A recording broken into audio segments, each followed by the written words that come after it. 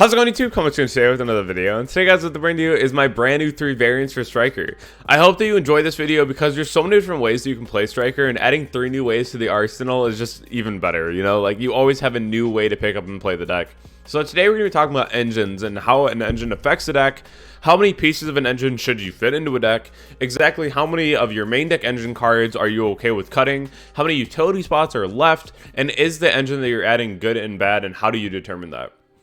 So today I just want to bring up real fast that we are less than 100 subscribers away from 10,000 subs. If you're not already subscribed, consider subscribing because we are right there. I'm so excited.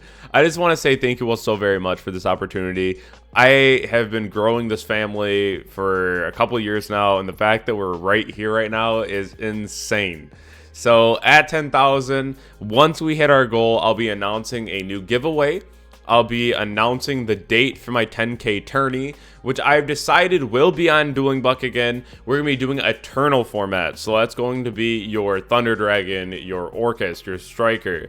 I hope that you're ready for that one too. It's my favorite format of all time, so that's going to be the one that we're going to play. It's going to be post the October list, so I hope that that's going to be giving you all enough time to really be able to think about some ideas for your deck that you're going to play. We're going to be doing a 12-hour stream, which I'll also be announcing once we hit our goal. And we're going to be doing 2 hours of Eternal format as remote duels on there, too, if you did go out and get a deck for that. So we're going to be mitigating that in both sides because I understand that in the tournament, everyone might not have an Eternal deck. So I'd rather do it on DB, and then we'll turn around and we'll do the 2 hours of it on the 12-hour stream. So I do just want to say thank you one more time. We will get there as a family. We'll move forward as a family, and we're going to keep on growing. So thank you all so much. Just to hop into the first topic here, though, Therion Striker. This is probably going to be the deck that I'm playing because I think the Therion cards are just way too good, especially the Field Spell.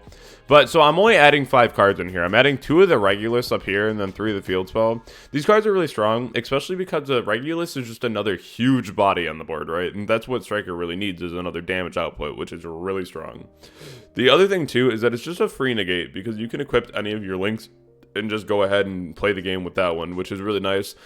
Big fan of that, and it's just like not something you have to add in too many cards for. You'll see that we cut like Mind Control and like Regeki, Upstart, just cards that we didn't really need that much. The Regeki and the Mind Control are like cool, but I'm trading those out for like a for sure negate and like damage output. So it's really not that bad. If Scythe gets like banned by the time that we get these cards, then you can always cut like the Cyclones and play like the Regeki Mind Control if you want to play those. And I also cut like the Tactics from my list too. I cut the Tactics from my actual list right now, and I'm playing a Crow and a Pankratops over top of them because I just don't really like Tactics right now either. But I do really believe in the Therion Striker list. I feel like this is going to be really strong and something that you really should consider. Moving forward, especially just having the negate on the board, especially if you're going first, is just really, really strong. The other thing that I want to mention, though, is that there is the Brave engine in Striker. And we've talked about this before. This is something where a lot of people said, you know, like, hey, I know that you had a list for it and you're not like playing it right now. Like, what's the problem with it? I don't really want to play it until we have a legal night, and that's for a couple of reasons. So if you're familiar with the Brave engine, you'll know that you can get a free negate on the board through Griffin. But when you're going second, having that negate on the board is cool, but I usually find myself like linking it off anyway because you'd rather just like try to push for a game if you can. I really like that when you're playing the Brave engine and Striker, you have the ability to get like the right engrave, you have like your Draco back, and you have your Fateful. So like let's say like you open up multi-roll and then you go right summon token, get a Draco back, and you already use right. You can Draco back bounce a card, and then you can like link off your token, make like Zeke, threaten another card. You can go like multi-roll, send your Fateful, and then you already have like your opponent can't respond. You have 3 spells engraved. You can activate your other cards to break the rest of the board. There's like a lot of very good uses out of these cards that allow you to get the spell count really fast, which I'm a huge fan of. But for those of you who don't know, we're actually getting a card called Illegal Knight, and this card is going to be insane. So essentially, it's this guy up here. It's a dark level 7. So what it allows you to do is just like Griffin, during the main phase, if you control no monsters or if you control a Brave token, you can special summon this card from your hand. Quick effect. You can attempt to target 2 of your opponent's cards and then give them this card and return those 2 cards to the hand. So when you're going second, you go token equip Draco back. And then you go threaten a card on their board. Like, you'll bounce one. And then you'll summon Illegal Knight. And then you'll be able to bounce 2 more cards, which is pretty crazy. So, like, you're threatening an entire board. And then if you have, like, Anchor, you can always, like, steal it back. Then it's a Dark. And then you can go straight into Dark. Or you can go in, like, your Zeke or whatever. Which is really strong. And the fact that it is a Dark monster is crazy. The other thing that you can do with this card, which is just not fair at all. Because, you know, Brave package. You can go Illegal Knight, threaten 2 cards, give them the Illegal Knight, right? And then you can go Draco back, target your Illegal Knight, bounce it back to your hand, and on your opponent's turn again, you can special it from your hand and then bounce 2 more cards because it's a quick effect. So you can keep looping a bounce too, which is kind of crazy. Big fan, by the way. So that's really cool. It just adds another ceiling to the deck, and you're not like relying on seeing the Griffin and like hoping that it's like useful. Whereas when you do it this way and you're gonna have the Illegal Knight to be able to bounce cards, it just essentially helps you break a board, which is really nice. I'm very excited for that too. As you see, my extra deck doesn't really change in any of these lists. I'm just very comfortable with my extra deck right now, the Double Zeke, Dark Hita. It's just been working out really well for me, so I don't really see it changing anytime soon. But there's always a possibility, you know? Like, if you're playing the Illegal Knight, you can also play, like, the Blackluster Soldier Link, which is also pretty good, too. But I would probably recommend playing Eagle Booster if you're playing that card. So, without further ado, though, let's hop right into my last list here, and the one that I think is going to be probably the most interesting of them all. Divine Ruin Striker.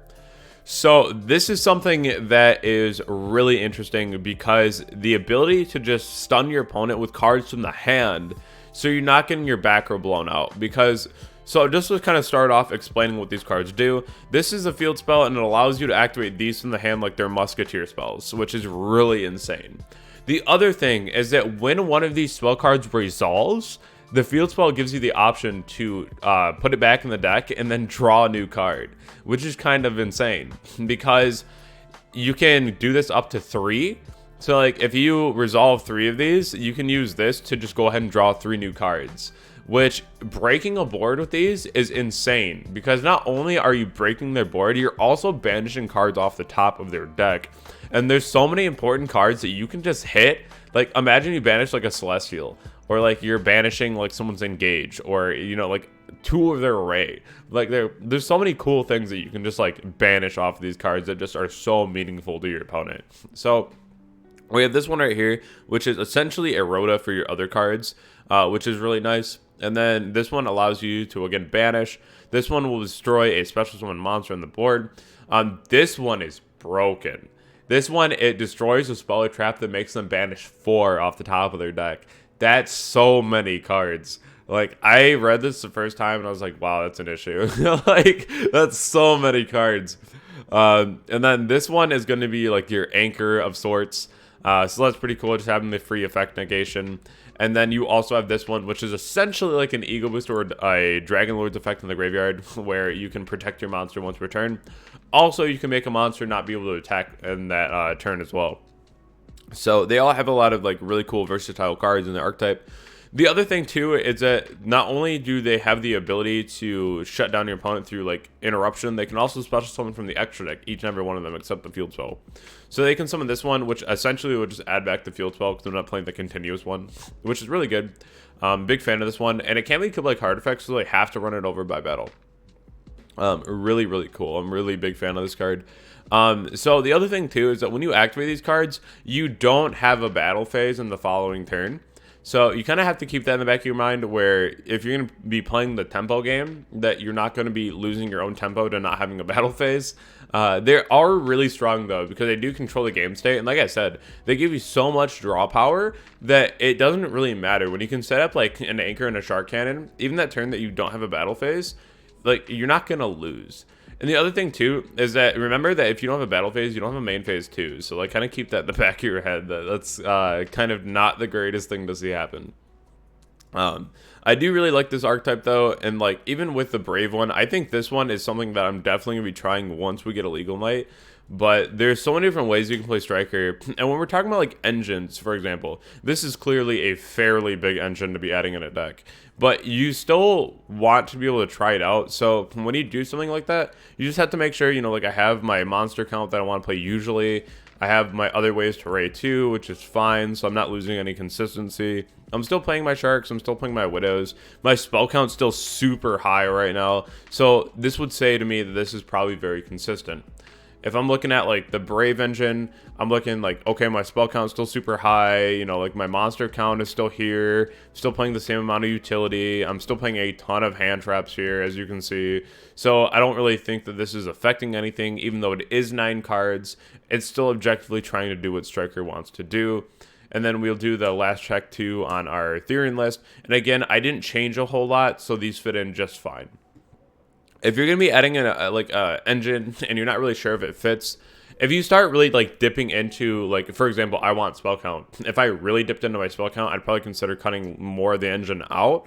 Or I'd be just saying that this engine probably doesn't work in my main deck. Because not every engine is going to work, even though you really want it to. So I think these check out, and I really do like these. I hope that you will let me know what you guys think, because I think these are all going to be really cool. I do really believe in this one, though. The Illegal Knight, this card's nuts. So I'm going to be really enjoying being able to bounce it back to my hand and just using it again. I hope that you all enjoyed this video, though. If you ever want coaching, feel free to go to my Medify page. You can find those one-on-one sessions that hopefully are really helpful for you. The other thing, too, is that if you want to join my Discord, my Twitch, my Twitter, feel free to go ahead, and the links in the description below. Check those out, and I'll catch you all in the next video. Thank you all so much.